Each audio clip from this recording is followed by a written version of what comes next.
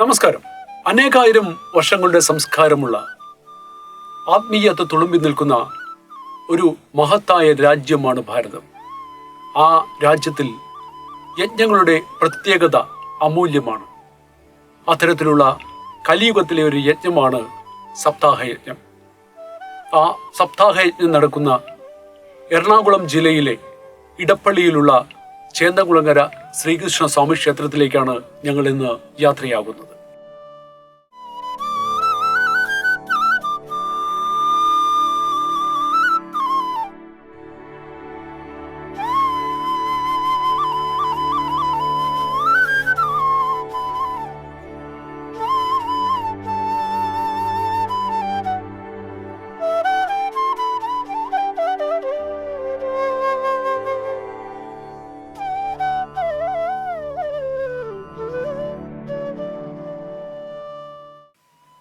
ഭഗവാന്റെ സച്ചരിതങ്ങൾ നമുക്ക് അവിടെ നിന്നും മനസ്സിലാക്കാം.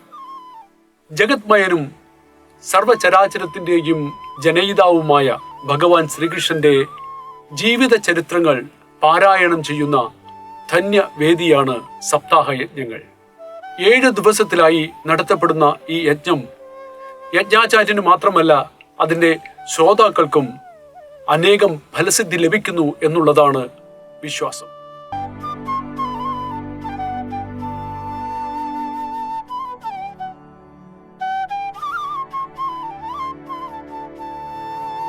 യജ്ഞം നടക്കുന്ന വേദികളിൽ ശ്രോതാക്കൾക്കുപരിയായി തന്നെ ദേവതകളും മഹാ ഋഷീശ്വരന്മാരും നമ്മുടെ പിതൃക്കളും ആ യജ്ഞം കേൾക്കുവാനും കാണുവാനും എത്തുന്നു എന്നുള്ളതും നമ്മളുടെ വിശ്വാസത്തിന്റെ ഭാഗമാണ്. അത്ര പുണ്യമാണ് ആ യജ്ഞം നമുക്ക് പകർന്നു തരുന്നത്. ഗോവിന്ദ ഗോവിന്ദ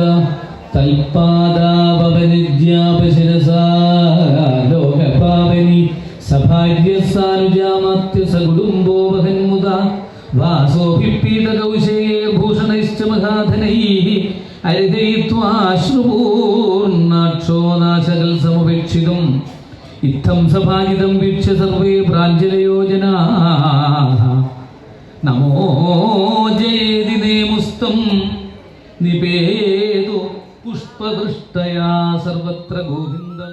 ഭഗവാന്റെ ലീലാവിലാസങ്ങൾ, ഭഗവാന്റെ തത്വശാസ്ത്രങ്ങൾ, ആ തത്വശാസ്ത്രത്തിലൂടെ ആധുനിക യുഗത്തിലേക്ക് ഭഗവാന്റെ ചരിത്രങ്ങൾ പകർന്നു തരികയാണ് സപ്താഹയജ്ഞങ്ങൾ.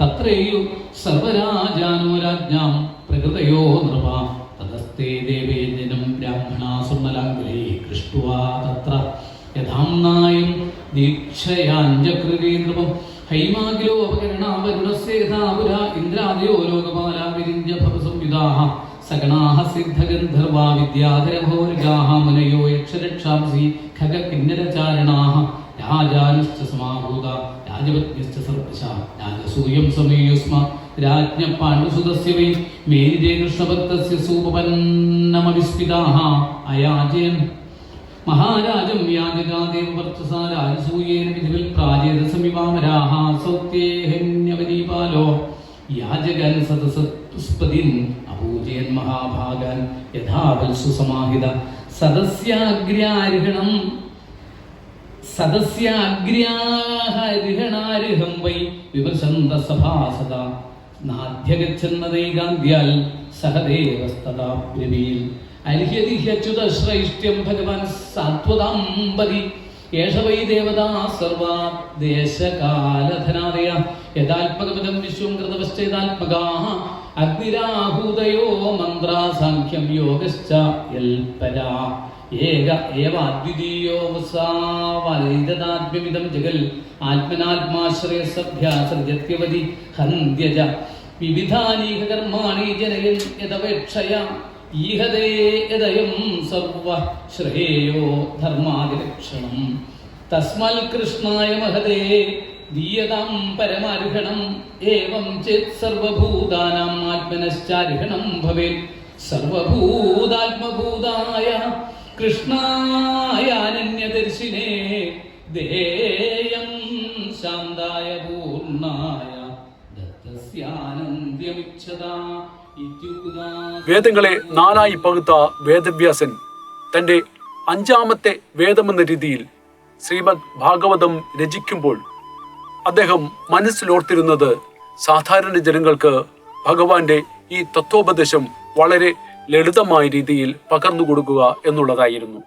7 ദിവസത്തിലായി നടത്തിവരുന്ന സപ്താഹ യജ്ഞത്തിന്റെ ഓരോ ദിവസവും പാരായണം ചെയ്യുന്ന ഭാഗങ്ങൾ ശ്രവിക്കുന്നത് ഓരോ ഫലസിദ്ധികൾക്ക് വേണ്ടിയാണ്. ബ്രഹ്മപുത്രനായ നാരദ മഹർഷി വേദവ്യാസന് ഉപദേശിച്ച മഹാഭാഗവതത്തിൽ 335 അധ്യായങ്ങളും 12 സ്കന്ധങ്ങളും ശ്ലോകങ്ങളും അടങ്ങിയിരിക്കുന്നു.